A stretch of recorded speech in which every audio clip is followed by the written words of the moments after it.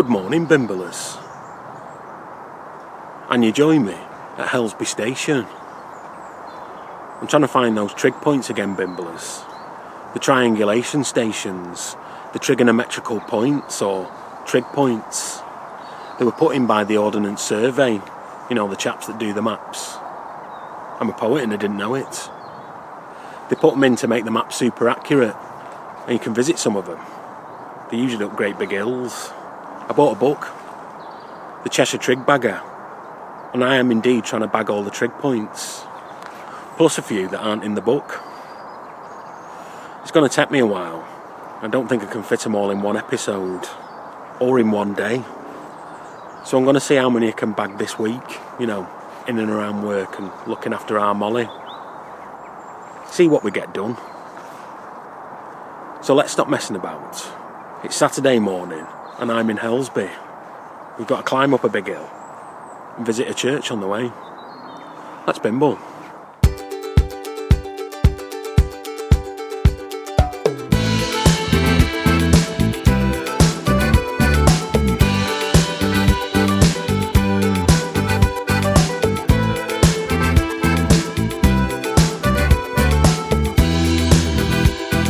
Washed in clean by a riverside.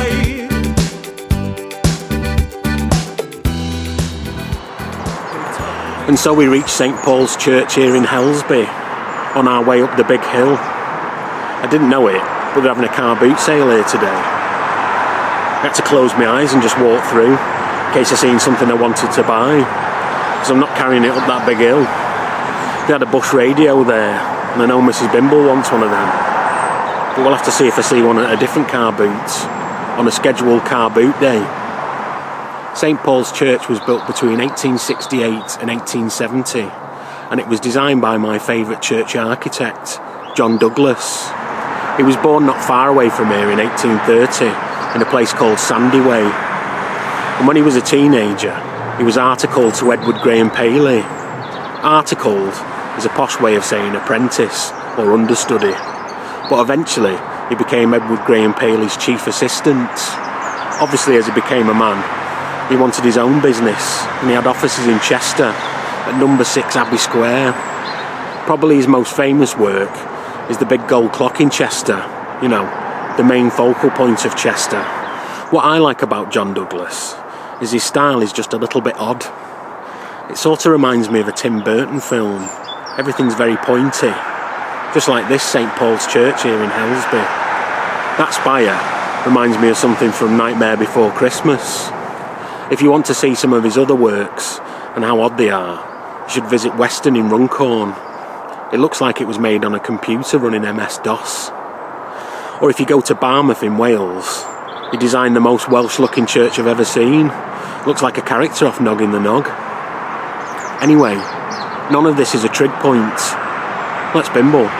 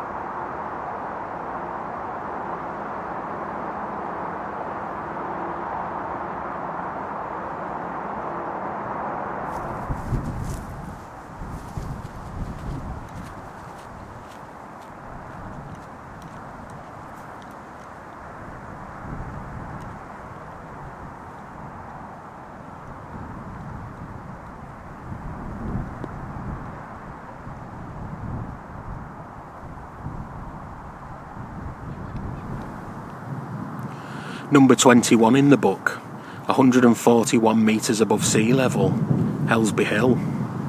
There was once an ancient hilltop fort here, you know, an Iron Age one, with double ramparts and all that. There was another one on a hill just over the way. That's called Woodhouse Hill. That was 137 metres above sea level. But they don't have a trig point, so we won't be visiting today. They had a public execution here at Helsby Hill in 1791. That happened on the 21st of April, and it happened to a William Henry Clark, aka William Lewin, aka William Brown. The list of his aliases goes on and on. Sounds like a right bad lot. He was arrested for the theft of the mail going between Warrington and Northwich, and he murdered the postboy. That happened in Bruce in Warrington, near Woolston, from a Warringtonian Bimblers. He was brought here to Helsby Hill and gibbeted, wrapped in chains and hung 141 metres above sea level, so everyone could see him and he wouldn't repeat the same crime. But oddly, someone did repeat the same crime 5 months later in September. That would be an Edward Miles. He robbed the post and killed the postboy, and he was took to Lancaster to be hung, but his body was brought back to Warrington and gibbeted at the scene of the crime. He was hung in a gibbet in Woolston for several months, until the postboys asked for him to be removed because he was freaking them out.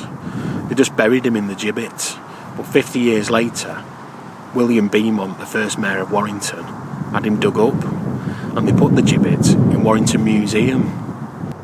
It was that second incident that gave a pub in Warrington its name, the Highwayman. It's now gone, it's a Tesco's. But I think if you get the bus stop is still called the Highwayman. So you say, "Return to the Highwayman, please, mate." And that's because of Edward Miles. Kept so cold in the blackest tide. If only you knew.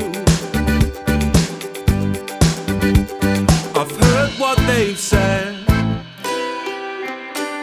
ignored what I read,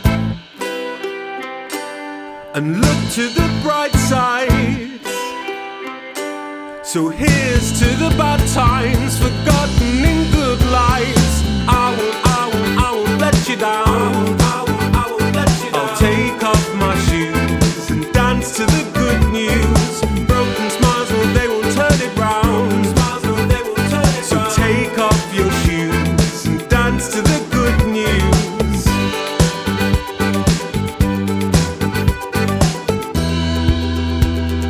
Left too long in the passing time. You know what you know to be true.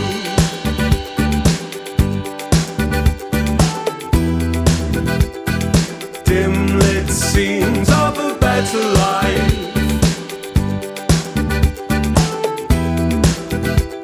Spoken in loud tones to you.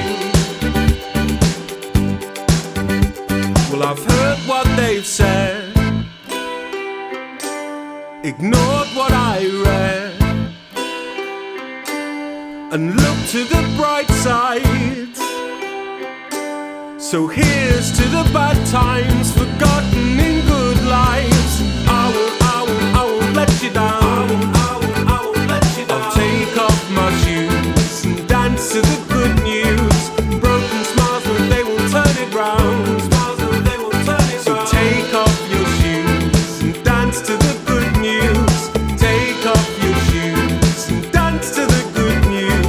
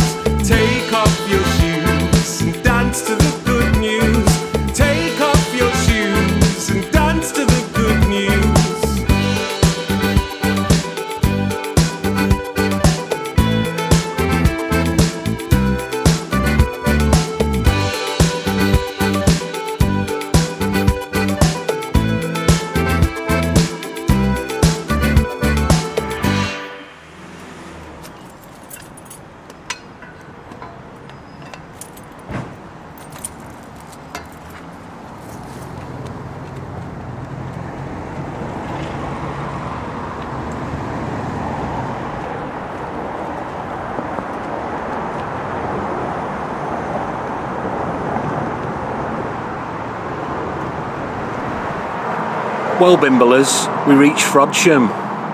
And Frodsham doesn't have your traditional Trig Points. You know, one of those funny little concrete ones that I love so much. You'd think if Frodsham was going to have a Trig Point, it would be on the top of Frodsham Hill. But no, just a war memorial up there. We've bimbled from there before. Here in Frodsham, they have an intersectional station. That's a point of reference that was already there, that they could use to make all their calculations from. Sometimes they use towers, sometimes they use pinnacles. In London, they use St Paul's Cathedral. But here in Frodsham, they use the old Trinity Methodist Church. If you've been watching my series Curiously Listed, you will have seen my Widnes and Runcorn bimble. And the last stop of that bimble, we stopped at St Paul's Methodist Church, or St Paul's Medical Centre as it is now. That's over in Runcorn. Well, the same fella that paid for that paid for the Trinity Methodist Church here in Frodsham. That would be a Thomas Hazelhurst. He made his millions making soap. Didn't know what to do with his money, so just built a load of Methodist churches. It was built in 1873, but around about 100 years later, in the 1970s, they found dry rot, a type of fungus that eats through wood and stone. So they had to knock down most of it. But they left the spire because it's a local landmark and an intersectional station. And the people of Frodsham really like it. Good on the people of Frodsham.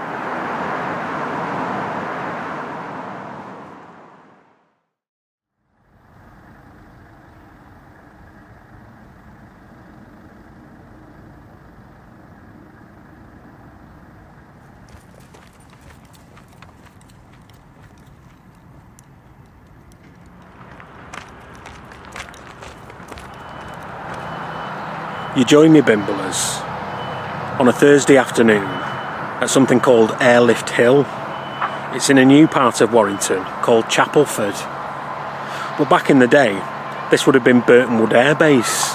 Between 1942 and 1994, Burtonwood Air Base was home to the American Air Force.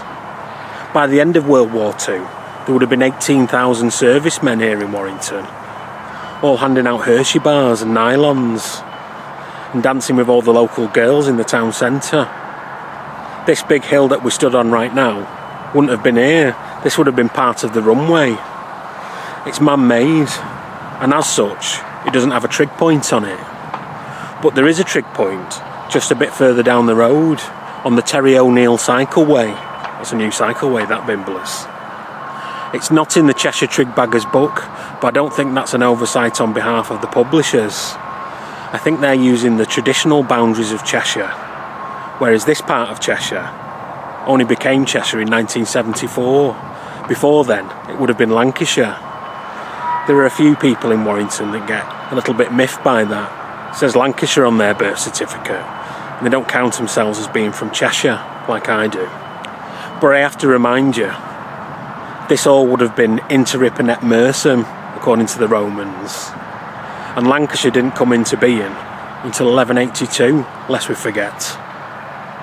Fantastic information, but none of this is a trig point. Let's bimble.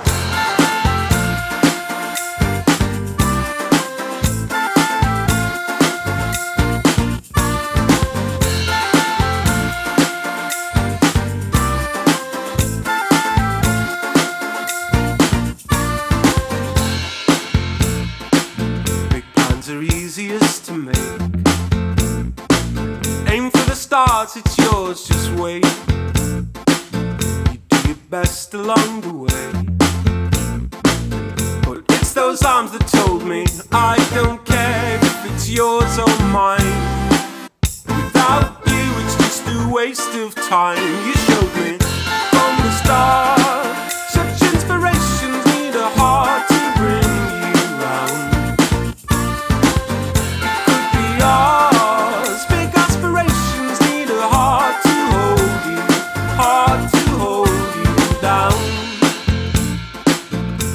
Get lost along the way. As sure as night designed the day, as long as I'm allowed to say,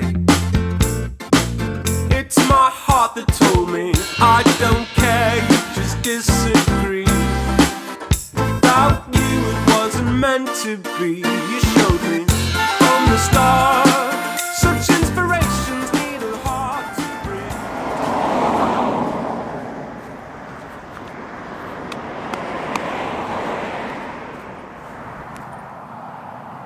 Not many of these you get to ride your bike right up to, Bimblers. But here it is, not in the book, Burtonwood, bagged.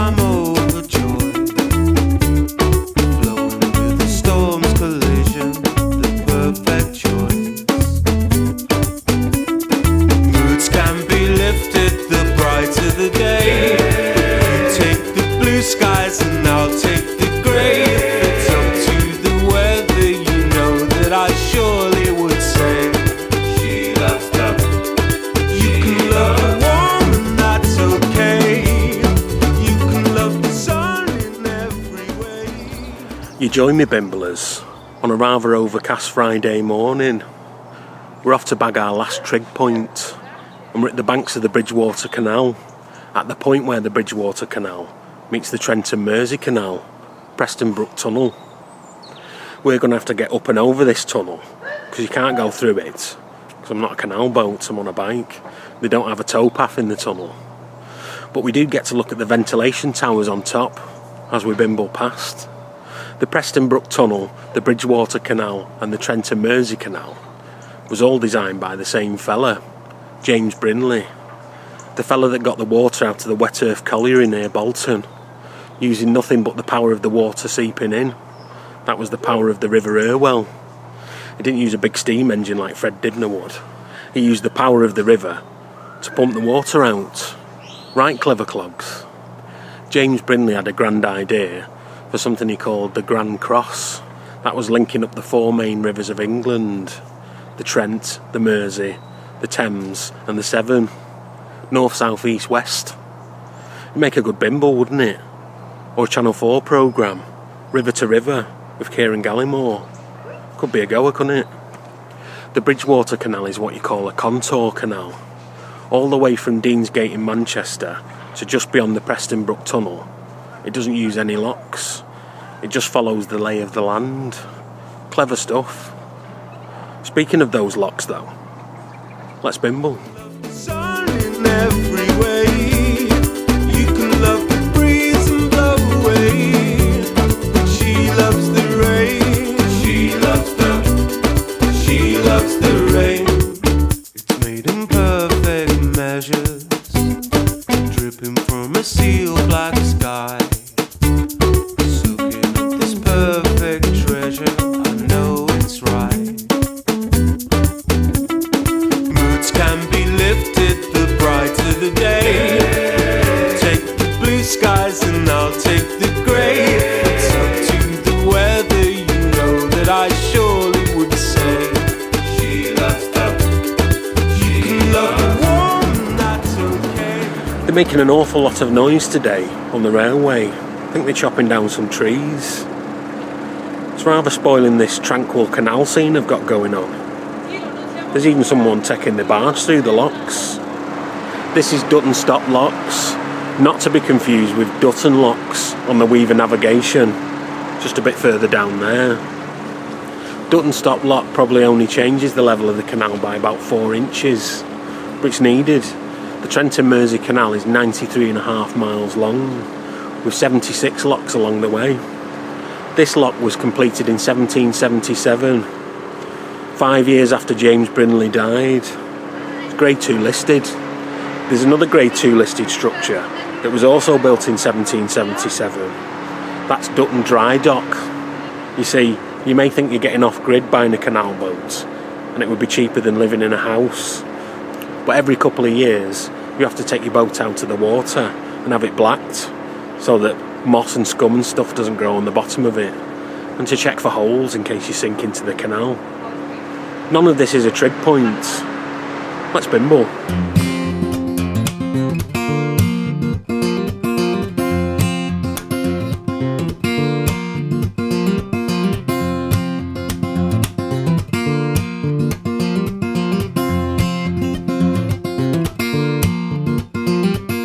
Maybe it didn't work at the time, maybe it never did. A mistake that made the distance, or a trying way to live. Maybe it's the time that you grabbed at my arms and electricity flowed from my shoulders to palms in a white hot glow, leaving white cold scars left bare and unshown just to prove they were ours. Maybe it worked, maybe it never did, maybe it never was quite like how it is.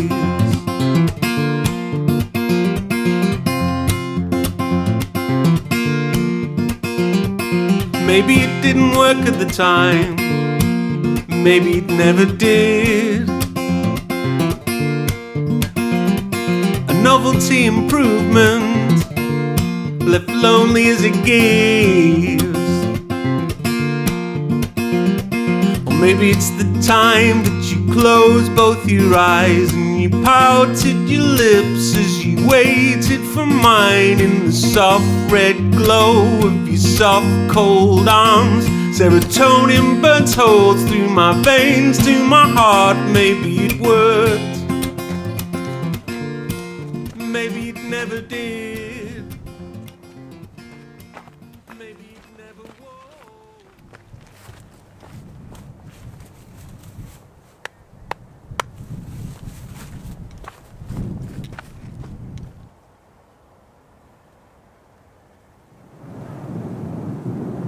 Number 2 in the book, Aston Grange, 66 metres above sea level.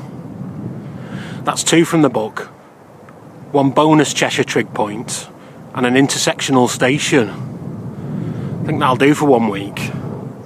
Let's go home.